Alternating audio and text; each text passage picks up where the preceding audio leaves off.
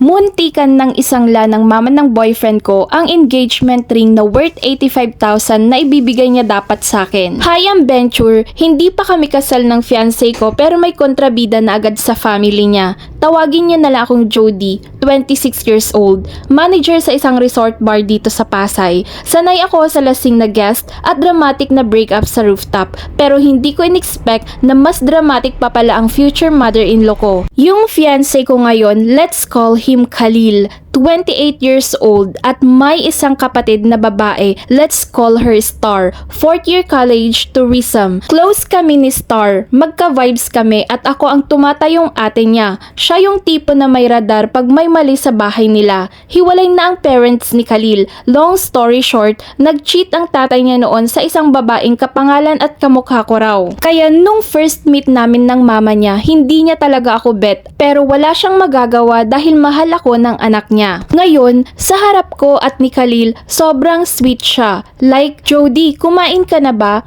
Magpahinga muna kayo dahil galing pa kayo sa biyahe. Pero pag nakatalikod ako, may iba siyang sinasabi na parang pinaparinig niya sa akin na hindi ako deserve ng anak niya. Narinig ko pa one time may sinabi siya, parang kilala ko na yung aura niyan. Hindi ko alam kung compliment ba yon o babala. Noong August 2025, nag-decide si Khalil na bumili ng engagement ring at yung ring na yon ay worth 85,000. Pinag-ipunan niya yon dahil galing din siya sa Europe. Nag-extra din siya sa construction ng tito niya para makapag-ipon. Nagbuhat ng hollow blocks, nag-install ng tiles, naghalo ng semento. Plano niya dapat mag-propose sa akin sa Tagaytay. Yung overlooking ang Taal, classic pero sincere. Tinago muna niya yung ring sa kwarto niya at nakita yon ng mama niya. Sinabi daw ni Tita Gloria, ilagay mo muna dito sa aparador ko, baka mawala sa kwarto mo. As a respectful son, pumayag si Khalil dahil nakikita niya na okay naman ang pakikisama ng mama niya sa akin. But isang hapon yun, pauwi si Star galing school. May nakalimutan siyang folder kaya bumalik siya sa bahay nila. Sakto, nakita niya si Tita Gloria hawak yung maliit na ring box,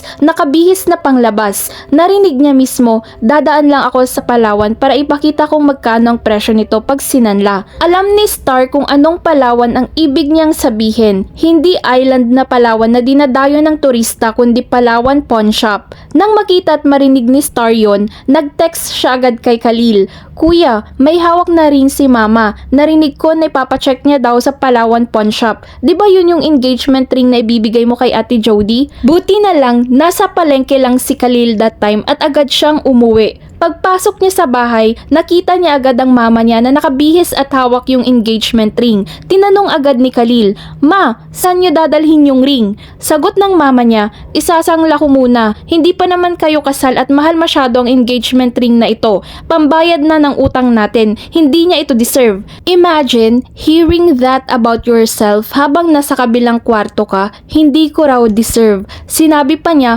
kamukha niyang babae ng tatay mo. Kapangalan niya pa. Same hair, same build, at same province.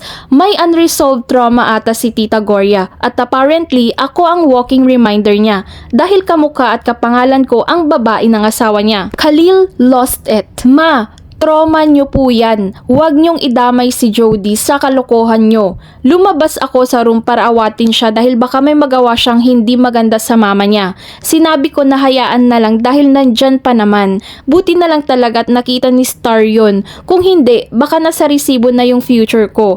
Hindi natuloy ang pagsanla ni tita pero nasira na yung surprise ni Khalil dahil after that confrontation, sinabi na ni Khalil sa akin lahat. Umiyak ba ako? Hindi, kasi naiintindihan ko naman. Natuloy pa rin ang proposal, hindi sa Tagaytay at hindi na rin ako na surprise. Sa simpleng dinner sa MOA Seaside lang, hawak niya ang kamay ko at sabi niya, hindi ko kontrolado ang nakaraan nila pero kontrolado ko ang pipiliin kong pakasalan. Okay naman yung proposal, happy ako. Pero hanggang ngayon, hindi kami magkasundo ni Tita Gloria. Civil lang, cold na parang aircon na naka 16 degrees. Pero this May 2026, ikakasal na kami. At sa totoo lang, para kay Tita Gloria, hindi ako kamukha ng multo ng nakaraan niya. Ako ang future na hindi niya kayang isangla. Gusto ko din idagdag na gumanti din ako kay Tita Gloria. Yung ginagamit niyang sabon sa mukha ay ginamit ko na yon 4 times pansabon ng puwet ko pero hindi niya pa alam yon.